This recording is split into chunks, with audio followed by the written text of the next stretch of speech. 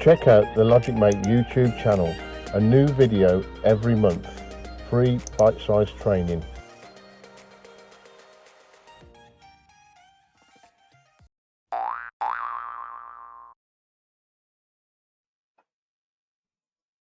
In this session, I'm going to show you how to create a simple stock item maintenance transaction written in Node.js on the IBMi using the ProfoundJS framework. Now, this is targeted specifically at RPG programmers, and what I'm going to show you can be done within a couple of clicks, really, within the ProfoundJS low code function, where you answer a set of questions, and it builds on the fly the sort of most common types of transactions, and it's very simple doing it that way. What I'm going to do is take it back a step, just for the benefit of RPG programmers, to introduce you to the Node.js language on the IBMi. But first, we're going to talk about, well, why are we using Node.js? Why particularly Node.js? Well, when we look at the demographic, the global demographic from a programming point of view, if you look at RPG as a resource, they reckon that by 2030, most of the RPG programmers will have retired. So that's one point. The other point is what is taking over and what has been consistent throughout certainly the last 5 years is JavaScript. If you look at this graph, which is taken from the Stack Overflow survey, 7 out of 10 programmers understand JavaScript, and that also means probably HTML and CSS, and these are the languages that are used within the web page or web development environment. So Profound have recognized this and saying, well, look, let's build something for the future, giving us the ability to use the resource that's mostly available, and that's what they've done, and that's what I'm going to show you today. The benefit of people that have not been introduced to Node.js before, I'll just explain some of the differences, and this is how I see it. There are lots and lots of differences between RPG and Node.js, but the biggest ones that I see are RPG uses a synchronous process, and by that I mean all of the processes throughout the program will do something, then they'll stop and wait, and then they'll carry on. So if you're reading a database, you fire off a request to read the database, your program sits there and waits for the data to be returned back into your program, and then when it's got the data, it carries on to the next level. And the same with screen processing. You output a screen, you sit and wait for the user to respond, and when they press the enter or a function key, it comes back into the program, and the program picks up from where it's left off. Now, also one of the big main differences that within the RPG world, we use what we call stated program variables. So a program variable is deemed to be a decimal or a number, a numeric value, or an alpha character. So you can't put alpha characters into a decimal number field. Whereas in Node.js works completely differently in that it uses an asynchronous process. So it's dealing with events. So it will read the database, it'll fire off a request for the database. The database will then manage that request, and in the meantime, the Node.js program will have carried on. And the same with the screen. You output a screen, it will carry on. So you need to then manage the responses back from each of these events by using a technique called callbacks. Now, I'm not going to go into the technology behind that, because actually within the ProfoundJS, they handle all that for us, and we don't need to know that. The other thing is that they use loosely typed program variables. So in the example below, if you've got a field called amount, if you put a value, a numerical value into it, it becomes a number. If you change the contents of that field by putting a string into it, it becomes a string. So these are techniques that we're not particularly used to within the RPG world. And the ProfoundJS framework gives us the ability to manage these. So we can now concentrate on writing the program from a commercial standpoint rather than a sort of whizzy, let's make the web page active perception. Okay. So let's go to the item, the simple transaction that we're going to create. So this is what I'm intending to show you. This is a screen where you can see that I've got some logos, some images that are static at the top. I've got the ProfoundJS logo there and the NodeJS, and then I've got another image on the right hand side which is particular to what I've selected on the screen. So this is a variable image that's going to change as I select different items. So in this particular screen, I've got a drop down box as the first input field, which I'll use to select an item, and then I've got some boxes underneath that which are input type boxes where I can overtype the information for the description and the price, and then when I press the accept button, it's going to send that information back to the program. The program's going to commit that to the database. So this is the scope of what we're talking about today.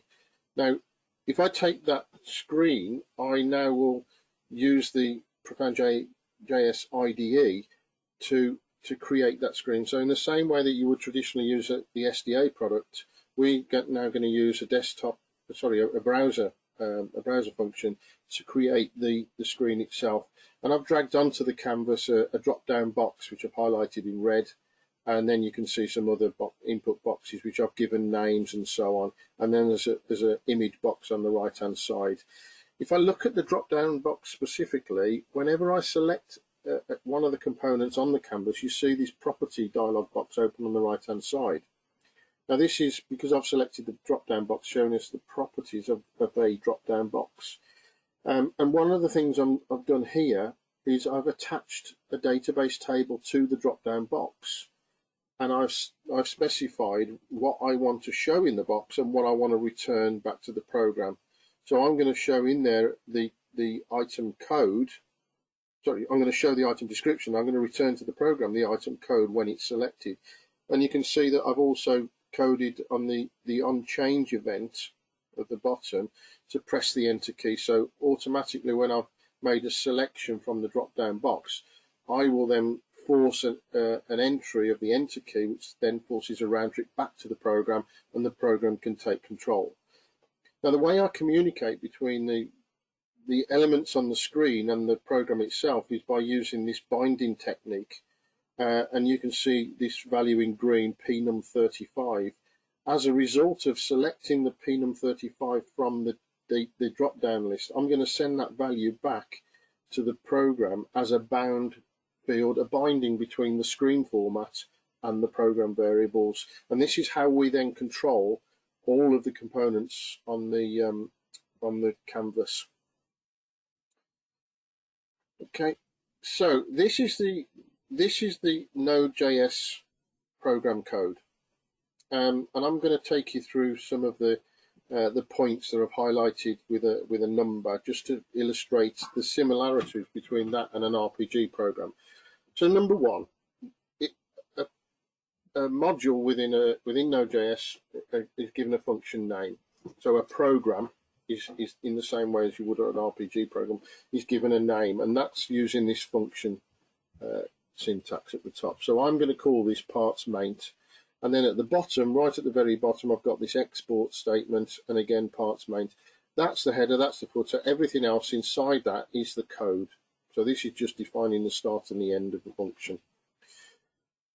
The second point is I've got these PJS functions which enable me to define tables. In this case, I'm defining a database file called parts, and I'm defining a screen file which is picking up this external file, and that's the external file that I created in the previous slide using the designer. So using that design, whenever I save it, it converts it all to a JSON format and puts it into a file. I'm referring to that file, and I'm giving it an internal name within the program of display. And then the next point, number 3, I'm actually outputting the very first thing within the program. I'm actually outputting the display using this command display is the name of the internal table name that I've given it, and that parts main is the name of the format within that screen file. You may have more than one format, and I've just called the first one parts main, and it does an execute which mimics the X format opcode in RPG. So I don't have to worry about the callback element of this because ProfoundJS are doing that for me. So I just execute the display format as I always have done in an RPG program, and then I run on a while statement, a do while in this case, monitoring the contents of another bound field which I've attached to the exit button on the screen, and I've called it btn exit, and this is saying do while that is off. Then within the program, within the do while, I'm just doing an if case, an else case, some other opcodes, and then at the end I've got these closed curly brackets to tally up with the open curly brackets. And what this is doing within there is saying if I press the accept button, I'm going to read the file, going to move the values from the screen into the record format layout, and then I'm going to do an update. And the update is again it is a function call from the PJS framework, which effectively sends the data in the record format and commits it to the database file. So within this program, a fairly straightforward, simple concept, but the principle here, although it's a very simple screen, it's exactly the same as you would in a much larger scale. If you were designing a shopping cart, the principles here are exactly the same. So it's really quite simple once you've grasped the concept, and actually the code, if you look at it, is very similar to RPG. And I designed this in the Notepad++, but you could use any one of the IDEs, and it color codes all the different opcodes for you to make it much more readable. So let's now jump onto the actual browser, and I'll run this screen for you. So this is it now running live from the IBMi, and it's presented me with the first screen, which I've got the drop down box from here. So if I select one of the values, and it's showing me the description, but when I click on that, it's passing back the item code into the program. The program's doing a single record get, or equivalent to a chain, and then it's sending the information back to the screen in the same way that we would with an SDA type screen. So you can see from here, I've now got a picture which is based on this value here. I've got an image name in the database, and all I do is I append within the program the actual path name. So if I then click another option, as soon as I click it, it presses the enter for me and sends that back to the program, and the program takes over. I can then change the value of this, make it £2.50, press the accept, which will send it back, and it will then update the database. And just to prove that it's working, I'll pick a ham sandwich and then go back to the Mars bar, so it's £2.50. So that's a fairly simple Node.js transaction running in on an IBMi, and I just wanted to give you a starting point to show you the environment that you're working in, how similar it is in terms of that and an RPG program that we're all used to. And I'll build on this as we go through for future bite-sized training sessions. I just want to finish off by showing you the responsive layout side of the application that we've built. So this is running in a full desktop size.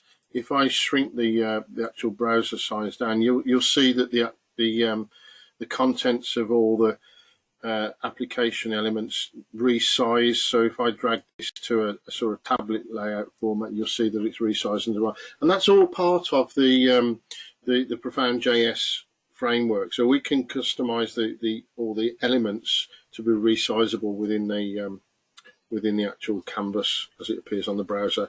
So that comes to the end of the presentation for today. I hope you enjoyed it.